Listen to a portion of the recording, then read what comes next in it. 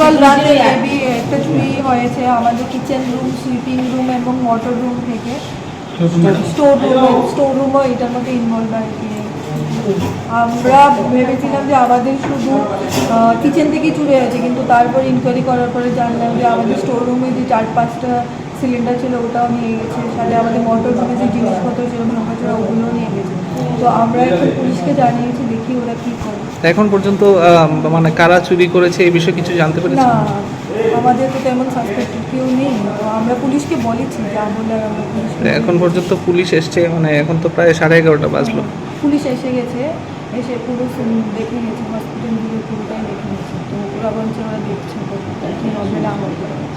এফআইআরটা 10টা, আমি যখন জানলাম সকাল 9টার সময় 9:30 অ্যারাউন্ড ডিউটিতে আসার পর, তখন আমি এফআইআর করে নিয়েছি। তখনই উইদিন 1 আওয়ার বা 30 মিনিটসের মধ্যে পুলিশ এসেছে হসপিটালে এসে পুরো ইনকোয়ারি করে ডিটেলস জেনে গেছে কী কী হয়েছে না হয়েছে।